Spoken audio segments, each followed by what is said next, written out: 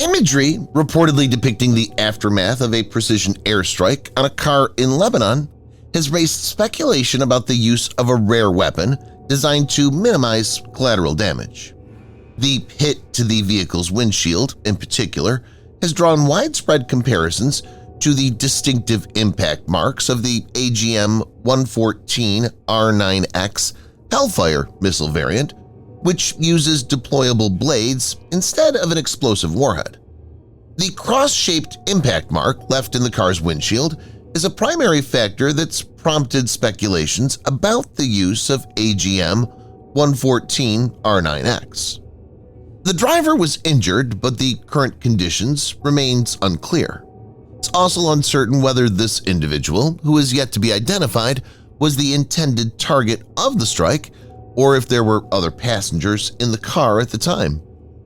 AGM-114R9X is dubbed as a speeding anvil, ninja bomb, and the Flying Ginsu because the blades are so sharp that they can rival a chef's knife. In this video, Defense Updates reports on the possible use of American-supplied AGM-114R9X by Israel against a specific target in Lebanon. Let's get started.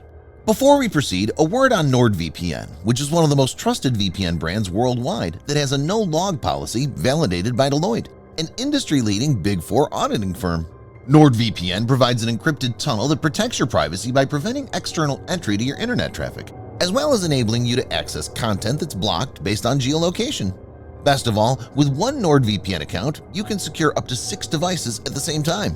Get an exclusive NordVPN deal with massive savings by going to nordvpn.com/defense or clicking the link in the description.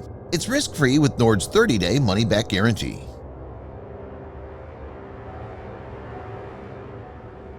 AGM-114R9X is a secretive initiative, and there are no official renders or specifications available in the public domain.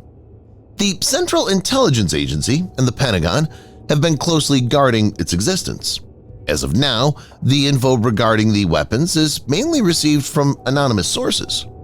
The weapon seemed to be used very sparingly, and some sources claim that the U.S. military had only fired them operationally about a half-dozen times. Some unconfirmed uses of the missile are as follows. 1.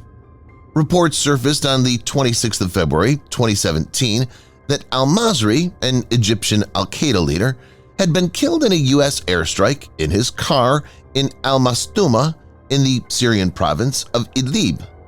He was al-Qaeda's number 2 leader. Number 2.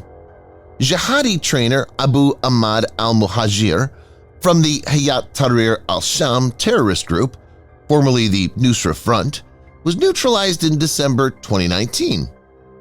3. On the 3rd of January 2020, a precision strike took out military commander Qasem Soleimani, along with several officials from Iraqi militias backed by Tehran. American President Donald Trump tweeted, "General Qasem Soleimani has killed or badly wounded thousands of Americans over an extended period of time and was plotting to kill many more, but got caught." The Pentagon said Mr. Trump ordered the killing of Soleimani in a decisive defensive action to protect U.S. personnel abroad. Number 4.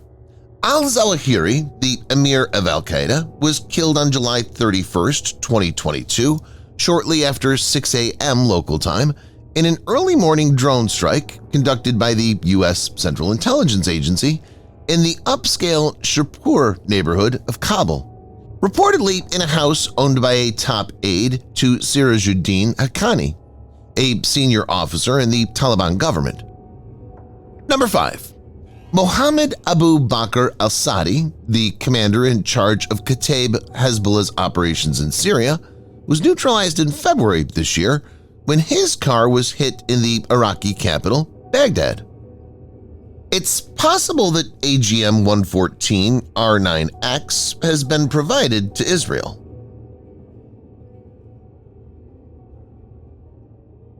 All traditional missiles have a warhead. The warhead explodes when the missile hits the target. This can be done by many means, like a proximity fuse, which can trigger the warhead. For example, original AGM-114 Hellfire air-to-surface missile used for precision strikes deploy warheads like high-explosive anti-tank heat or tandem anti-armor metal augmented charge (MAC) or shaped charge blast fragmentation.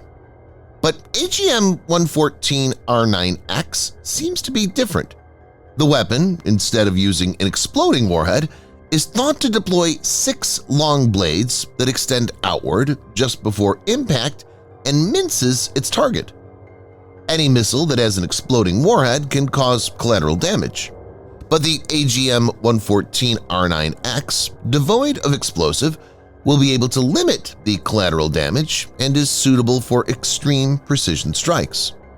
It's speculated that the R9X variant has an entirely inert warhead to reduce the risk of collateral damage significantly, and the R9X adds blades onto it to help increase kill probability. Viewers may note that the use of an inert warhead could lead to failure, especially against a moving target, since the strike will have to be absolutely accurate, probably within inches. The addition of blades, in all probability, will increase the margin of error and significantly improve the lethality.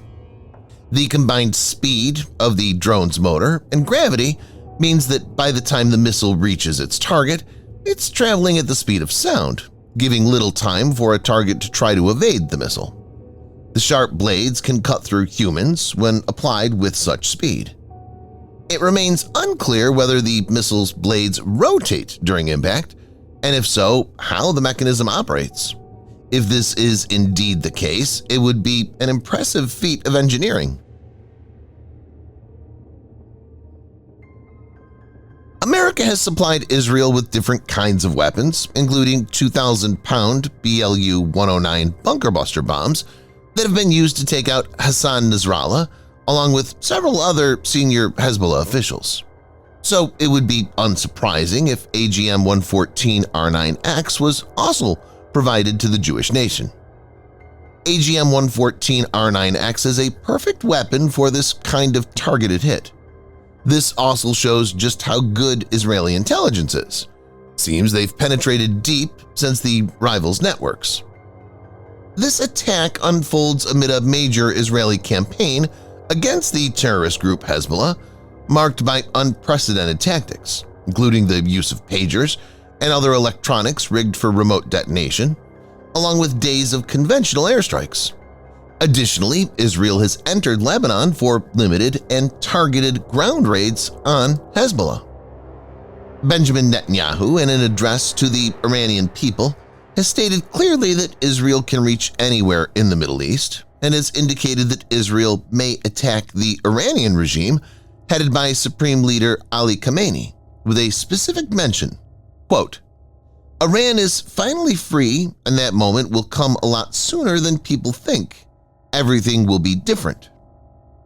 It seems many surprises are awaiting Israel's enemies, and we at Defense Updates will keep an eye on these developments.